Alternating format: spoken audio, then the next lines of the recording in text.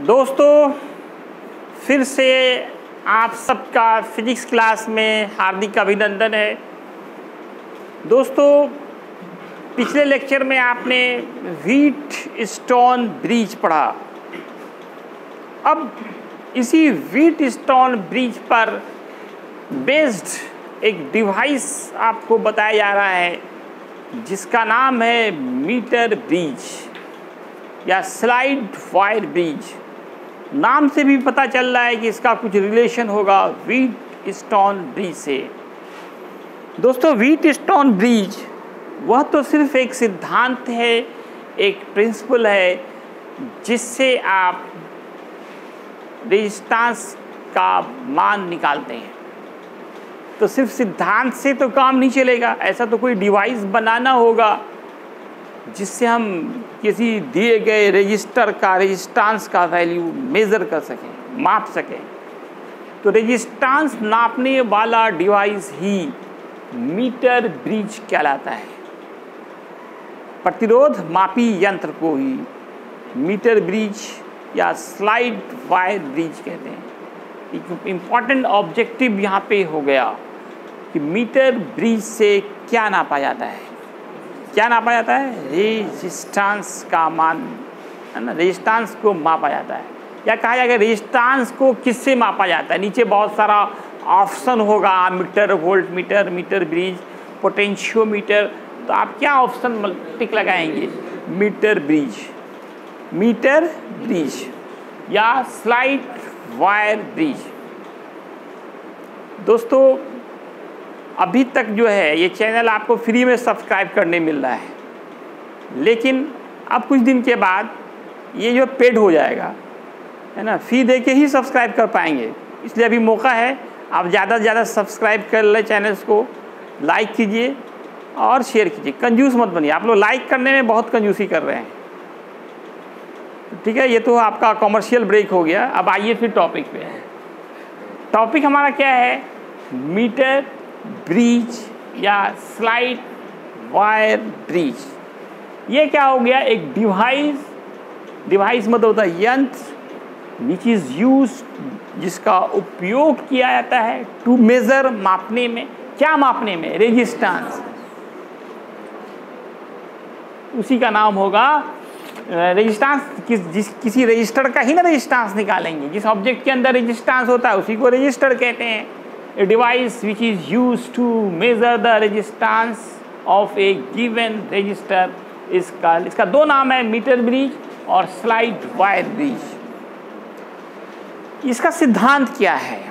इसका सिद्धांत क्या है? It is based upon balanced Wheatstone bridge. इससे पहला लेक्चर में जो आपने पिछले लेक्चर में देखा बैलेंस्ड व्हीटस्टोन ब्रिज, उसी पर ये बेस्ड है। It is also another important objective question पूछ सकता है कि मीटर ब्रिज किस सिद्धांत पे आधारित है। मीटर ब्रिज या स्लाइड वायर ब्रिज किस प्रिंसिपल पे बेस्ड है? तो आप क्या कहेंगे? It is based upon balanced Wheatstone bridge. Balanced Wheatstone bridge में क्या फॉर्मूला आया था?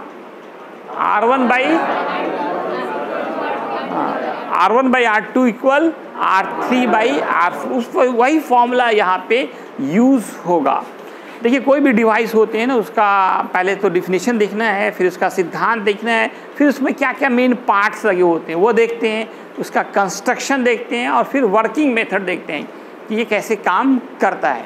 तो अभी आपने डिफिनीशन और प्रिंसिपल देख लिया, अब मेन पार्ट्स देखेंगे, फिर कंस्ट्रक्शन देखेंगे और फिर वर्किंग मेथड देखेंगे। आप किसी भी डिवाइस में इतना सारा काम हम लोगों को करना पड़ता है। बैलेंस्ड व्हीटस्टोन ब्रिज वाला फॉर्मूला भी आप यहाँ पे लिख दें तो अच्छा है। आपने पढ़ा था R1/R2 this equal to the R3/R4। अब मेन पार्ट्स की बात करते हैं। इसमें क्या क्या पार्ट्स लगे रहते हैं? इसमें मोटी मोटी कॉपर की पट्टियाँ लगी रहती है। ठीक कॉपर स्ट्रिप्स, ठीक कॉपर स्ट्रिप्स लगे होंगे और साथ में क्या लगा होगा? आपको इसमें एक गैल्वेनोमीटर लगा होगा। बैलेंस है या नहीं है ये कैसे चेक करते हैं? आपने पिछले चैप्टर में देखा था, पिछले लेक्चर में, कि गैल्वेनोमीटर से चेक करते हैं। सेल लगाना ही होगा आपको, स्विच लगाना ही होगा, गैल्वेमीटर लगाना पड़ेगा, एक मीटर स्केल होता है, 1 मीटर लंबा स्केल, उसको मीटर स्केल नाम से कहते हैं, इसलिए भी यहाँ नाम में मीटर आया है, मीटर ब्रिज। एक जॉकी लगाते हैं, जॉकी। ये जॉकी क्या होता है, ये भी हम फिगर में दिखा रहा हूँ। एक ऐसा वायर जिसका 1 end fix and 1 end is free, उसका नाम जॉकी हो जाता है, jockey. Metre bridge, switch, wire, wire का तो बिना काम चलेगा ही नहीं आपको। 1 मीटर लंबा वायर चाहिए, 1 metre long wire, 1 metre long wire, 1 metre लंबा तार लेते हैं, ETC करते हैं। अब इसका आपको फिगर दिखाना है, कंस्ट्रक्शन।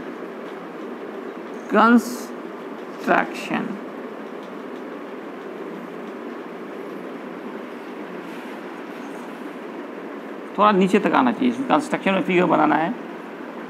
तो इसमें देखिए फिगर को ध्यान से, इसमें मोटी मोटी कॉपर की पट्टियां लगी होगी,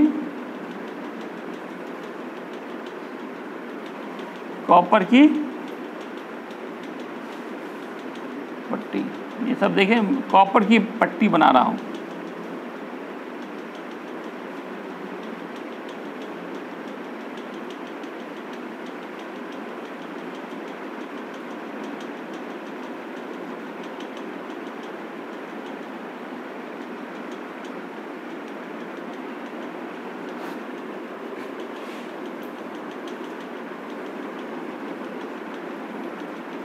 ये 1 मीटर लंबा वायर है आपका, यहाँ से यहाँ तक का गैप जो है 1 मीटर होता है।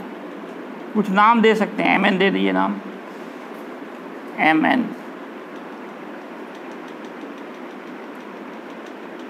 एक 1 मीटर लॉन्ग वायर है, इसके ऊपर एक 1 मीटर लॉन्ग स्केल, 1 मीटर का स्केल रखा रहता है, 1 मीटर वाला। यहाँ पे एक स्केल भी लगाते हैं लेंथ नापने के लिए।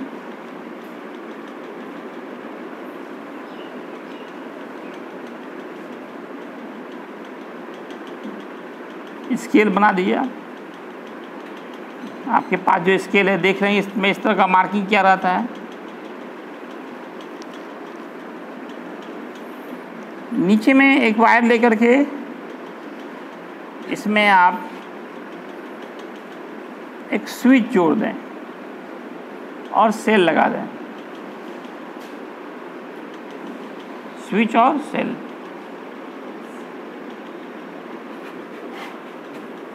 ये आपका स्विच हो गया, ये सेल हो गया, ये सब कॉपर की पत्तियां हैं।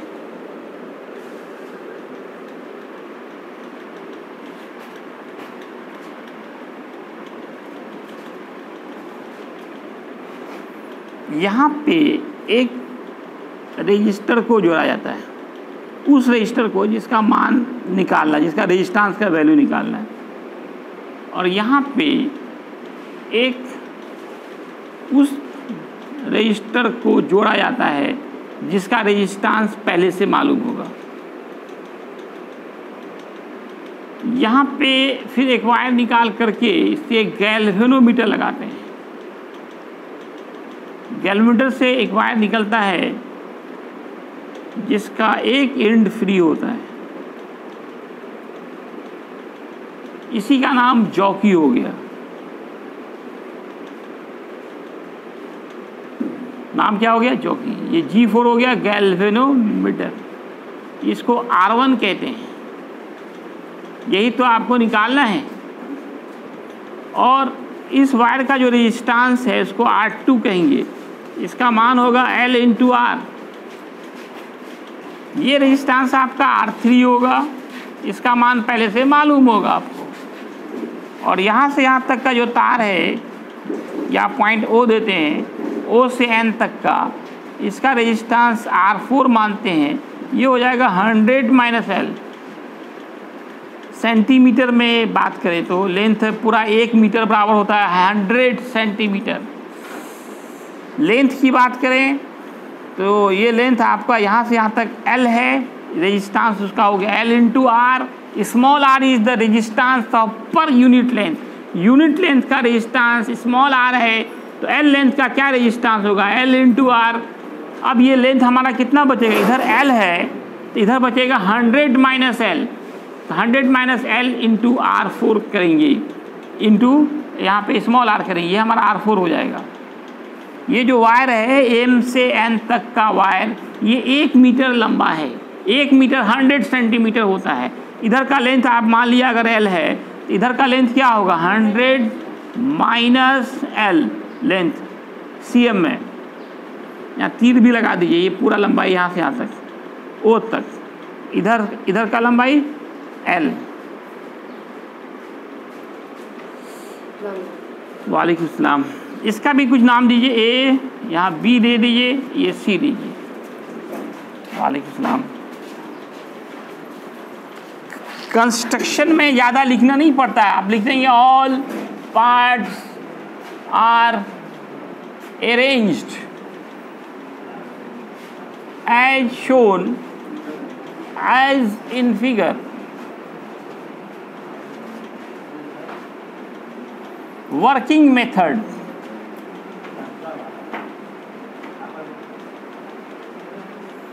आप करेंगे क्या, स्विच को ऑन करेंगे, ऑन द स्विच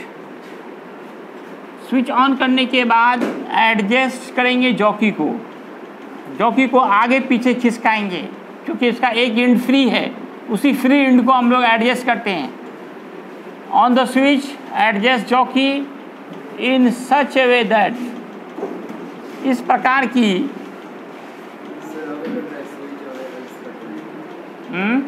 सब घुमाना, उसको घुमाने है ना तरीका, इधर तो होली की है ना पहले से। Adjust jockey in such a way that no any deflection takes place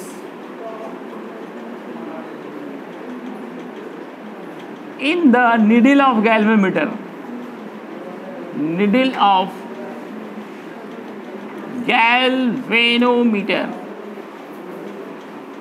फिर कट रहा है क्या, needle of galvanometer and measure length of wire, length of wire. वालेकुम सलाम। अब इसमें कैलकुलेशन करना है आपको, calculation. Let the length of wire eight balance point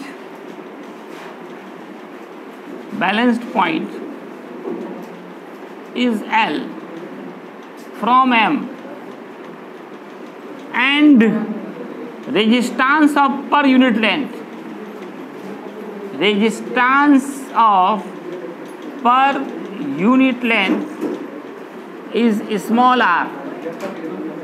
तब आपका फिगर से देखा जाए R1 तो R1 ही है हमारा, यही निकालना है।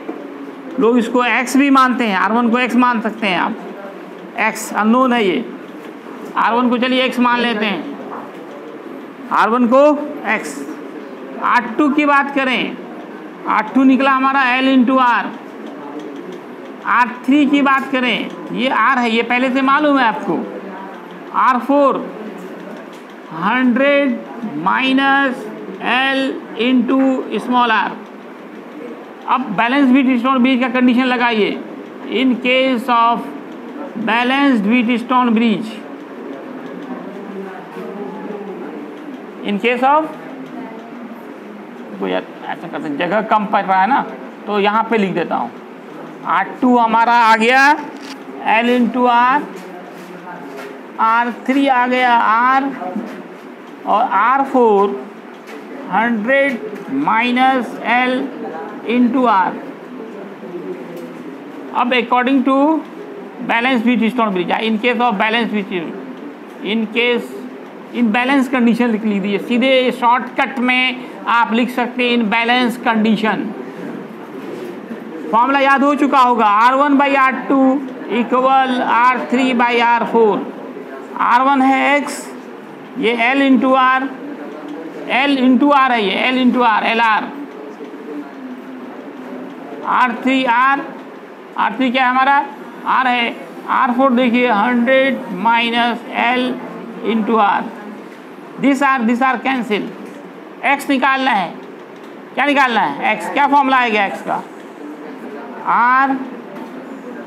R/100 माइनस L, और ये L जाके इधर मल्टीप्लाई कर देंगे।